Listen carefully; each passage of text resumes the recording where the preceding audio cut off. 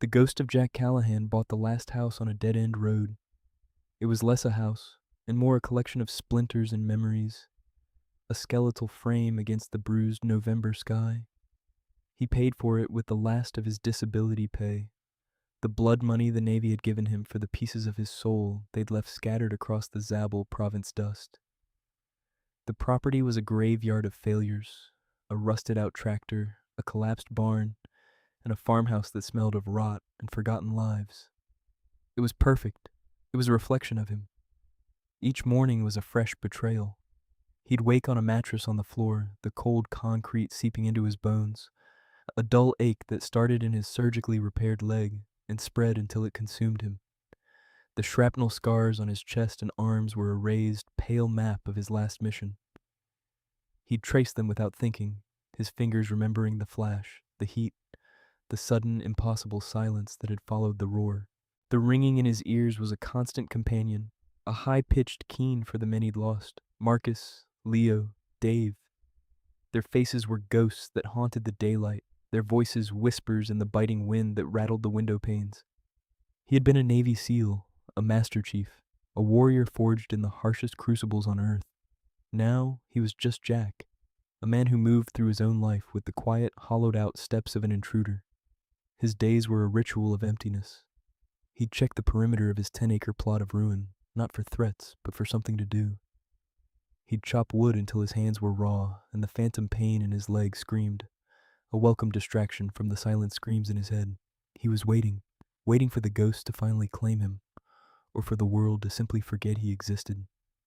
The surrounding woods were dense and unforgiving, a wall of skeletal trees and tangled briars that guarded his isolation.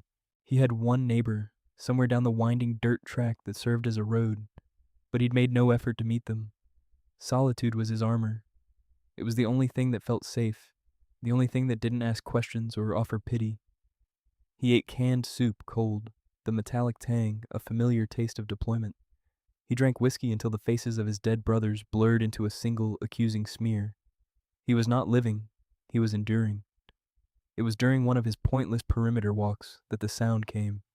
It wasn't the snap of a twig or the call of a bird. It was a noise that didn't belong in the indifferent wild. A thin, high-pitched whimper of pure agony, ripped from a throat and carried on the cruel wind. It sliced through the fog of his apathy like a hot knife. For a moment, he did nothing, his mind refusing to process it. It was not his concern. Nothing was his concern anymore. But the sound came again, weaker this time, a desperate, trailing plea that snagged on something deep inside him, something he thought had died in the Afghan dust with his team. A dormant piece of code flickered to life. Protect the helpless. It was a rule as ingrained in him as breathing. He cursed under his breath, a low, gravelly sound. He didn't want this. He didn't want to care. He moved toward the sound, his broken body protesting, but falling into the old rhythms. His steps were silent, his movements fluid, a predator slipping through the undergrowth. The ghost of his former self was walking in his skin. He reached the edge of his property, marked by a dilapidated barbed wire fence choked with weeds. The whimpering was closer now, punctuated by a low, guttural growl of frustration. Through a gap in the overgrown foliage, he saw his neighbor's property. It was even more derelict than his own. A yard littered with junk, rusted car parts, and the general debris of a life gone to seed. And there, staked out in the middle of the muddy yard, was the source of the sound. A German shepherd, or what was left of one. The dog was a skeleton draped in matted fur, its powerful frame reduced to sharp angles and protruding bones. A heavy chain, cruelly short, was wrapped around its neck, dug into the raw, inflamed skin. It was tangled around a metal stake, leaving the animal with no room to lie down properly, forcing it into a half-crouch in the cold mud. Its fur was caked with filth, its body trembling with a mixture of cold, pain, and exhaustion. Jack stared, his breath catching in his throat. He saw the desperation, the abandonment, the slow, grinding erosion of a proud spirit. Then the dog lifted its head, and its eyes met his. They were old eyes, ancient, filled with a pain so profound it was almost human. In their dark, hollowed out depths, Jack saw a perfect, horrifying reflection of himself. He saw a fellow veteran, left behind on a forgotten battlefield, chained to a memory, waiting for the end. The world narrowed to those two eyes, a mere soul staring back at him across a wire fence. The flicker of purpose inside him roared into a flame. A screen door slammed open, and a man lumbered out of the ramshackle house. He was big, soft around the middle, with a face that was a road map of petty cruelties. This had to be Jed. "Shut your damn mouth," he bellowed, his voice thick and slurred. He stomped toward the dog, his heavy boots sinking into the mud. The dog flinched, pressing itself into the cold ground, a low whine escaping its throat. Jed didn't hesitate. He drew back his foot and kicked the animal hard in the ribs. The sound was a sickening thud, followed by a sharp cry of pain from the dog that tore at something vital in Jack's chest. Rage, cold and pure, washed through Jack. It was an old friend, a feeling he hadn't allowed himself to touch in years. It cleared the fog from his mind, sharpening the world into crystalline focus. He vaulted the fence in one smooth, practiced motion, landing silently on the other side. The pain in his leg was a distant echo. "That's your dog?" Jack's voice was unnervingly calm, a low growl that carried more menace than any shout. Jed spun around startled, his face flushed with anger and cheap booze, contorted in surprise. "Who the hell are you? This is private property." "I asked you a question," Jack said, taking a slow step forward. He didn't square up, didn't raise his fists. He stood relaxed, his hands loose at his sides, but his presence filled the space between them with a palpable pressure. It was the posture of a man who knew 100 ways to end a life and was comfortable with all of them. Jed took an involuntary step back, his bluster faltering. He saw the scars on Jack's arms, the dead calm intensity in his eyes. This was not the kind of man he was used to intimidating. "Yeah, he's mine, useless mutt. Barks all damn day." "Don't kick him again," Jack said. It wasn't a request. It was a statement of fact, a law he had just written into existence. Jed puffed out his chest, trying to reclaim his dominance. "I'll do what I want with my own property. Now you get the hell off my land before I call the cops." Jack's eyes flickered to the dog, who was watching them, its head low, breath coming in shallow pants. Then he looked back at Jed. "I'll buy him." Jed blinked, confused. "What?" The dog. "I'll buy him from you. How much?" A slow, greedy smile spread across Jed's face. He saw an opportunity. "He ain't for sale. He's a guard dog." "He's starving," Jack stated flatly. "And a disgrace. Name a price." Jed hesitated, sizing Jack up, trying to gauge how much he could squeeze out of this intense stranger. $500. It was an absurd price for a dog in that condition. Jack didn't even blink. He reached into his pocket and pulled out a worn leather wallet. Inside was the last of his cash, the money he'd set aside for a month of groceries and gas. He counted out 5 $100 bills, the entirety of his worldly wealth. He held them out. "Here." Jed stared at the money, then at Jack, then back at the money. Greed won. He snatched the bills from Jack's hand. "Fine, he's your problem now. Good luck with the worthless beast." He turned and stomped back toward his house without a backward glance. Jack waited until the screen door slammed shut before he moved.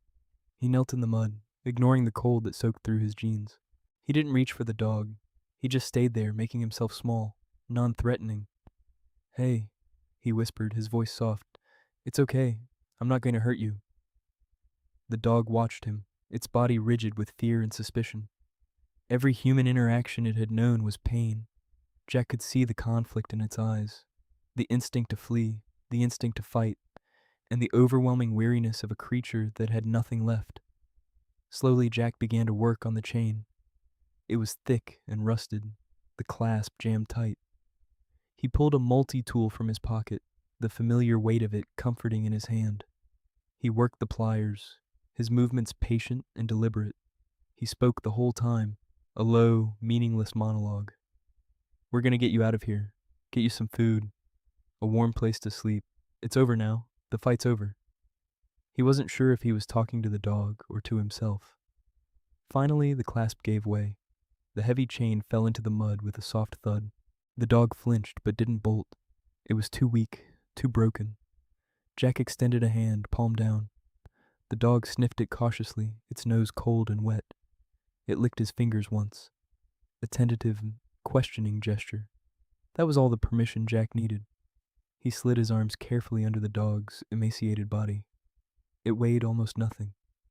He lifted the animal as gently as he would a wounded comrade, the dog's bones sharp against his arms. The dog let out a soft sigh, a sound of utter surrender, and rested its head against his chest. Carrying the broken animal, Jack Callahan walked back to his own ruin, a king returning to his desolate castle with the only treasure that mattered. The nearest town was a 20-minute drive, a place with a single traffic light and a handful of storefronts clinging to life. Jack drove with uncharacteristic care, the German shepherd lying on a pile of old blankets in the passenger seat. The dog hadn't moved since Jack had placed him there, his breathing shallow but steady. The cab of the truck filled with the smell of sickness and neglect, a scent that reminded Jack of field hospitals. He found the veterinary clinic at the end of Main Street. Sharma Veterinary Services. The sign was hand-painted and faded. He carried the dog inside. The waiting room was small and clean, smelling of bleach and something vaguely medicinal. A young woman at the front desk looked up, her eyes widening at the sight of the scarred man and the skeletal dog in his arms. "I need to see the vet," Jack said, his voice leaving no room for argument. "It's an emergency." A few minutes later, a woman in her late 30s with dark, intelligent eyes and a weary competence about her entered the room. She wore green scrubs. "I'm Dr. Sharma. Bring him back." Jack followed her into an examination room and gently placed the dog on the cold metal table. Dr. Anya Sharma's professional demeanor faltered for a second as she took in the full extent of the dog's condition. Her jaw tightened. "What happened to him?" "My neighbor," Jack said, the two words heavy with condemnation. "I just bought him." Anya nodded, her focus entirely on the animal. Her hands were gentle and efficient as she began her examination, checking his heart, his temperature, the raw wounds on his neck. The dog trembled but endured it, too weak to protest. "Severe malnutrition, dehydration, multiple contusions, likely parasites. This is criminal." She looked at Jack, her initial wariness of him replaced by a shared indignation. "You did the right thing bringing him here." While she worked, she murmured to the dog, her voice soothing. As she was cleaning the filth from his ears, she paused. "Well, look at this." She pointed to a small, faded tattoo on the inside of the dog's right ear flap. It was a series of letters and numbers. K9-82. Below it, almost invisible, were the letters USMC. Jack leaned in closer, his heart hammering against his ribs. United States Marine Corps. This wasn't just a dog, this was a soldier. "He has a microchip, too," Anya said, holding up a scanner that was beeping insistently. She frowned at the screen. "That's odd. The data is encrypted. Standard civilian chips aren't encrypted like this. Let me see if I can run the prefix." She moved to a computer in the corner, her fingers flying across the keyboard. Jack stood by the table, his hand resting on the dog's back, feeling the frail flutter of its heartbeat. K9-82, a military designation. The pieces began to click into place, forming a picture he didn't want to see. The dog's stoicism, the look in his eyes, the way he endured the pain. It was the discipline of a trained warrior. "Oh my God," Anya whispered, staring at the screen. She turned to Jack, her face pale. "This chip is registered to the Department of Defense. His name is Kaiser. He's a specialized search dog, attached to a Marine Special Operations Unit." She paused, her eyes wide with disbelief. "According to this file, he was declared killed in action 9 months ago, in Zabul Province, Afghanistan." The name of the province hit Jack like a physical blow. Zabul. The same ground that had swallowed his team, the same dirt that was soaked with his own blood. This dog, Kaiser, was a ghost from his own war, a fellow survivor who was supposed to be dead. How? Jack's voice was a choked whisper. "I have no idea," Anya said, her mind racing. "But this changes everything. He isn't a stray. He's government property, stolen government property by the looks of it. If we report this through official channels. She trailed off, looking at Kaiser's broken body on the table. Jack finished the thought for her. They'll put him down. A dog with that level of physical and psychological trauma, a broken asset, would be deemed unsalvageable by the cold calculus of bureaucracy. He would be a loose end to be tied up. Legally, Anya said slowly, choosing her words with care. I'm obligated to report this, to call animal control, who would then contact the military authorities. She looked from the dog's trusting eyes to Jack's desperate ones. She saw the same fierce protectiveness in the man that she was beginning to feel herself. But the system is slow and cruel. It would be a death sentence for him. A silent understanding passed between them. A conspiracy was formed in the sterile, quiet room. What does he need? Jack asked, his voice firm again. Anya took a deep breath, making her decision. He needs fluids, antibiotics, high-calorie food, and a safe, quiet place to recover. He needs to learn to trust again. It's not going to be easy. I've got the quiet place, Jack said, and I've got the time. She loaded him up with medication and a detailed feeding schedule. The neighbor, Jed, she said as Jack was preparing to leave. People like that don't just let things go. Be careful. I will, Jack promised. He carried Kaiser back to the truck. He wasn't just carrying a dog anymore. He was carrying a secret, a fellow soldier, a mission. For the first time in a long time, Jack Callahan wasn't just enduring, he was fighting. The days that followed fell into a new rhythm, one dictated by Kaiser's needs. Jack's derelict farmhouse became a convalescent home. He cleaned a small room, laying down old blankets to make a soft bed. He fed Kaiser small, frequent meals of a special high-calorie paste from the vet, his own meals forgotten. He cleaned the dog's wounds with a tenderness that surprised him, his large, scarred hands gentle and sure. Kaiser, for his part, was a model patient. He bore the treatment with a quiet stoicism that was heartbreaking to witness. He never growled, never snapped. But he didn't wag his tail either. His eyes followed Jack everywhere, watchful and uncertain. He was a ghost in the house, a silent shadow that flinched at loud noises and sudden movements. Jack understood. He moved slowly, spoke in low tones. He would sit on the floor for hours, not touching the dog, just being present, letting Kaiser get used to his scent, his presence. He was building trust the same way he would build a sniper hide, with patience, discipline, and an absolute economy of motion. Slowly, glacially, there were changes. A week in, Kaiser took a piece of boiled chicken from Jack's hand. 2 weeks in, he followed Jack from one room to another, his steps still hesitant. The first time Kaiser nudged Jack's hand with his nose, a silent request for a touch. Jack felt something in his chest crack open. He rested his hand on the dog's head, and for the first time in years, he didn't feel entirely alone. He was nursing the dog back to health, but Kaiser was nursing him back to life. The ghosts in the corners of his vision seemed to recede, their whispers drowned out by the soft sound of the dog's breathing. One crisp afternoon, about a month after the rescue, Jack was outside splitting logs, the rhythmic thud of the axe a familiar comfort. Kaiser was lying in a patch of sunlight on the porch, his coat starting to regain its luster, a bit of weight finally softening the sharp angles of his bones. A black SUV, clean and incongruous against the rural decay, turned onto Jack's dead-end road. It moved too slowly, too deliberately. Jack's hand tightened on the axe handle. His internal alarms, long dormant, began to scream. The SUV pulled to a stop in front of his house. 2 men got out. They were not from around here. They wore expensive jackets, boots that had never seen mud, and the same look of detached professionalism. They moved with a synchronized economy that spoke of training. One was tall and lean, with cold, reptilian eyes. The other was shorter, built like a fire hydrant. "Can I help you?" Jack called out, not moving from his woodpile. The axe remained loosely in his hand. The taller man, clearly the leader, walked toward him. He had a smile that didn't reach his eyes. "We're looking for a dog, a German shepherd. We were told he might have ended up in this area." Jack's blood ran cold. Don't know anything about it. On the porch, Kaiser had risen to his feet. A low, rumbling growl vibrated in his chest.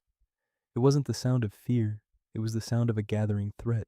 The man's eyes flickered to Kaiser, and his smile widened. I think you do. That's our property.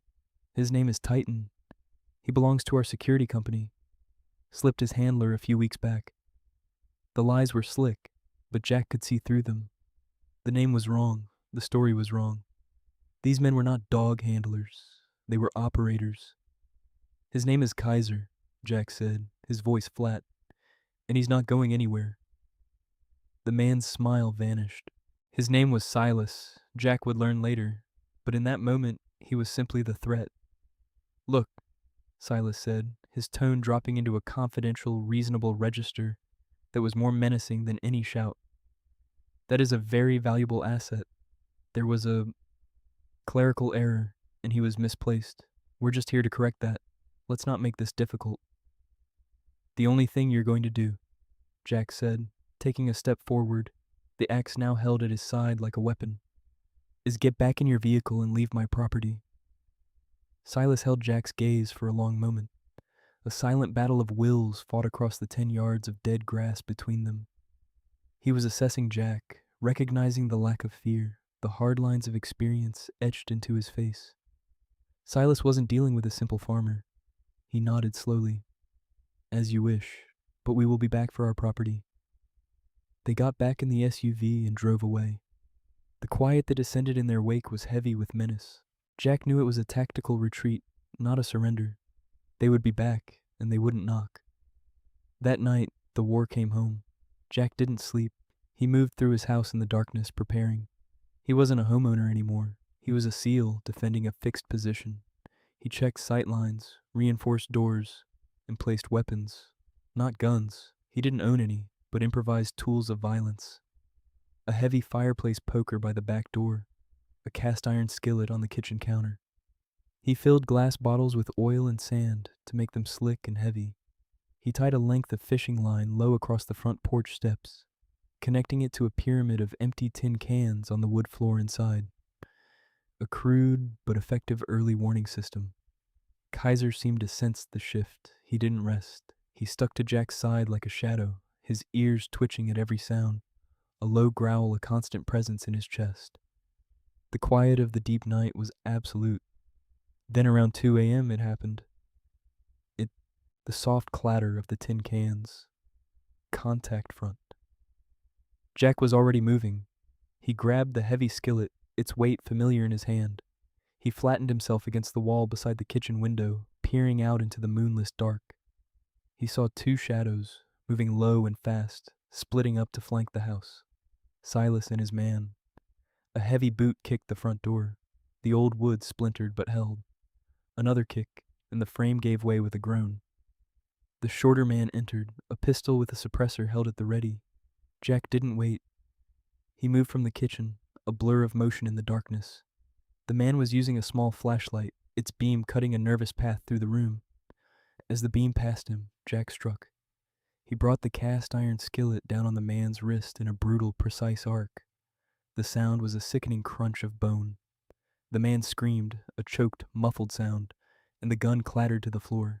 Jack followed through, driving his knee into the man's solar plexus, folding him in half. The man collapsed, gasping for air. From outside, Silas's voice was a sharp whisper. Milo, status? Silence. Jack kicked the gun under a sofa and backed away into the shadows of the hallway, the fireplace poker now in his hand. He heard a movement at the rear of the house. The back door lock clicked, picked with professional speed. Silas slipped inside, moving with the terrifying grace of a seasoned predator. He was better than his partner, more disciplined. He moved in a low crouch, weapon up, clearing the corners of the kitchen. Jack held his breath, hidden in the absolute darkness of the hall. He was the ghost in his own house. Silas moved past the hallway entrance. Jack was about to strike when a floorboard creaked under his own weight. A tiny mistake, but enough. Silas spun, faster than Jack had anticipated. He brought his pistol up, the dark circle of the suppressor locking onto Jack's chest. For a split second, their eyes met in the gloom. Time slowed. Jack braced for the impact, the familiar fire of a bullet tearing through him. A black and tan blur exploded from the darkness. Kaiser. He launched himself through the air, a silent 30-kilo missile of teeth and fury. He wasn't the weak, broken dog from the vet's office. He was K-9-82, a Marine Raider's partner, a weapon reawakened. He hit Silas high on the chest, but his target was the arm holding the gun. His jaws clamped down with biomechanical precision. It wasn't a frantic bite, it was a trained, targeted attack. Silas yelled in pain and surprise, his concentration broken. The shot went wide, thudding into the wall behind Jack. The opening was all Jack needed. He lunged forward, driving the tip of the fireplace poker into the side of Silas's knee. The joint buckled with a wet tearing sound. Silas crumpled, his leg giving way. The fight was over in seconds. Jack disarmed the writhing man, his movements cold and efficient. He used their own zip ties to secure both men, leaving them incapacitated on his living room floor. The house was a wreck, the air thick with the scent of adrenaline and blood. Jack stood over them, his chest heaving, the poker still gripped in his hand. He looked at Kaiser, who stood panting, a thin trickle of blood on his muzzle from Silas's arm. The dog looked back, his eyes clear and fierce. He had saved Jack's life. They had saved each other. With the immediate threat neutralized, the larger reality of the situation crashed down on Jack. He had two unconscious, zip-tied men on his floor. They were clearly not petty criminals. This was beyond a local police matter. He had one phone call he could make, one lifeline back to the world he had left behind. He found his phone, his fingers slick with sweat. He dialed a number he hadn't called in over a year, a number he knew by heart. It rang twice before a familiar, no-nonsense voice answered. "Thorne." "Commander, it's Callahan," Jack said, his voice raw. There was a pause on the other end. "Jack, what's wrong?" Commander Thorne had been his CO in the teams, a man who had seen Jack at his best and his worst, a man Jack trusted implicitly. Jack gave him the report in the clipped, economical language of the military. "Sir, I have a situation. I'm at my residence. I have in my possession a military working dog, K-9-82, tag name Kaiser, Marine SOCOM asset. File says KIA, Zabul Province, 9 months ago. He is not KIA. "What?" Thorne's voice sharpened, shedding its casual tone, and becoming the commander Jack remembered. "I have him. He's alive," Jack continued. "I have also made contact with 2 hostiles, ex-mill, likely contractors. They attempted to recover the asset. The engagement is over. Hostiles are secured but require medical. I am requesting a QRF and a cleanup crew." "This is above my pay grade, sir." There was another, longer pause. Jack could practically hear the gears turning in Thorne's head, processing the impossible information. "Kaiser, Sergeant Miller's dog. Jesus Christ. Stay put, Jack. Don't talk to anyone. I'm spinning up a team. I'll handle it from this end. My bird is in the air in 20. The line went dead. Jack let out a breath he didn't realize he'd been holding. It was done. The problem was now in the hands of the U.S. Navy. He went to the kitchen and soaked a rag in warm water. He knelt by Kaiser, who was now lying by the hearth, and gently wiped the blood from his muzzle. "Good boy," Jack whispered. "Good boy." The dog leaned into his touch, a deep sigh rattling his recovering frame. Less than 2 hours later, the dead-end road was no longer quiet. The flashing lights of state police cruisers painted the trees in strobing blues and reds, but they kept their distance. The main event arrived from the sky. The distinct, percussive thump-thump-thump of a Black Hawk helicopter grew from a distant hum to a deafening roar. It didn't land but hovered over the field next to Jack's house, its rotor wash flattening the tall grass. Ropes dropped, and a team of silent, black-clad men fast roped to the ground. They moved with the lethal efficiency of true special operators. A few minutes after that, a car pulled up, and Commander Thorne stepped out. He was older than Jack remembered, more gray at the temples, but he still carried the same unshakable authority. He walked past the state troopers and the military police and straight to Jack's front door. He took in the scene, the splintered door, the bound men being attended to by a medic, Jack standing there with the dog at his side, and just nodded. "You've been busy, Master Chief." "They made it easy, sir," Jack replied. Thorne's gaze fell on Kaiser. He knelt down, his eyes softening. "Kaiser, my God, we all thought you were gone." He looked up at Jack. "Sergeant Miller's dog, Tom Miller. You remember him? Marine Raider. We shared a few meals with his team at Bagram." The name hit Jack. He remembered a young, eager sergeant with a quick smile who talked incessantly about his canine partner. The best damn dog in the Corps, he'd called him. The realization settled in Jack's gut like a lead weight. "I remember him. They were ambushed," Thorne explained, his voice low and grim. "Same insurgent cell that hit your team, we found out later. Miller was killed. The after-action report said Kaiser was too. We recovered Miller's body, but the dog was gone. We just assumed." He gestured at the men being led away. These clowns were part of a deniable ops unit working in the same area. They weren't sanctioned. Looks like they found Kaiser alive after the firefight. Instead of turning him in, they saw a payday. "This dog," Thorne said, looking at Kaiser with a mix of awe and anger, "is part of a DARPA program. His genetics are off the charts. Intelligence, resilience, tracking ability. He's one of a kind. They smuggled him out of country and sold him on the black market. The man you bought him from was just the last link in a chain of dirtbags. These guys were trying to steal him back to sell him to a foreign buyer. You stumbled into a multi-million-dollar international incident." Jack looked down at Kaiser, who was now resting his head on Jack's boot. A priceless asset, a superdog. But all Jack saw was the survivor who had whimpered in the mud, the soldier left behind. He was the last living link to Sergeant Miller's final moments, a mirror of Jack's own survival.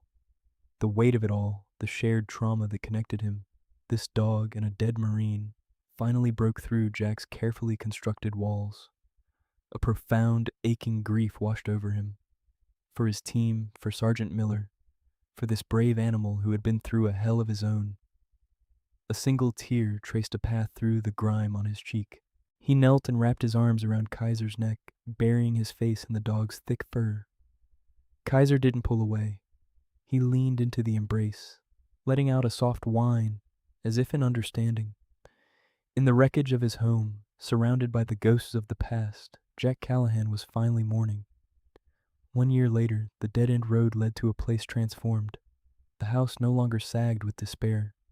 It stood straight and proud, with a new roof, a fresh coat of dark gray paint, and window boxes overflowing with red geraniums. The collapsed barn had been cleared away, and the rusted tractor was gone. The fences were mended, enclosing a neat yard of green grass. It was no longer a ruin, it was a sanctuary. On the newly built front porch, Jack Callahan sat in a rocking chair, a glass of iced tea sweating in his hand. The haunted, hollowed-out look was gone from his eyes. They were still old eyes, filled with things a man should never have to see, but now they also held a quiet peace. His limp was still there, a permanent souvenir from Zabul, but he no longer moved like a ghost. He moved with the settled purpose of a man who had found his place in the world. A tennis ball sailed through the air in a high arc. A black and tan streak of muscle and joy launched from the grass, leaping and twisting to snatch it from the air. Kaiser landed with athletic grace, his tail a blur of motion. He was no longer a skeleton. His coat was thick and glossy, his body powerful and sleek. He was the picture of a perfect German shepherd, radiating health and confidence. He trotted back to the porch, dropped the slobbery ball at Jack's feet, and looked up with bright, intelligent eyes, waiting for the next throw. "You're going to wear my arm out," Jack said, a smile touching his lips. He ruffled the dog's ears, and Kaiser leaned into the touch with a contented sigh. The screen door opened, and Anya Sharma stepped out onto the porch, carrying a pitcher of iced tea. She had lost the weary look of an overworked small-town vet. She smiled at Jack, a genuine, easy smile that he returned. Their friendship, forged in the crucible of Kaiser's rescue, had quietly, naturally, blossomed into something more. She sat in the rocking chair next to his. The paperwork came through, she said, her voice soft. Commander Thorne sends his regards. Kaiser's file has been officially amended. He's listed as retired from service and adopted by former naval personnel. He's yours, Jack, for good. No more ghosts in the machine. Jack looked out over his small, peaceful kingdom. The warrior's life was a distant country, a place he had visited and barely survived. He had come to this dead-end road to disappear, to let the world crumble around him until he crumbled with it. But then he had heard a whimper on the wind. He had looked into the eyes of a fellow soldier and found a reason to fight again, not for a flag or a mission, but for a single broken life that mirrored his own. He had saved Kaiser, but the truth was, they had rescued each other. The broken warrior and the broken dog had taken the shattered pieces of their lives and built something new. A home, a pack, a family. Jack reached down and threw the ball again. As Kaiser bounded after it, a picture of pure, unadulterated life, Jack Callahan felt a profound sense of peace settle over him, as warm and welcome as the afternoon sun. The war was finally over. He was home.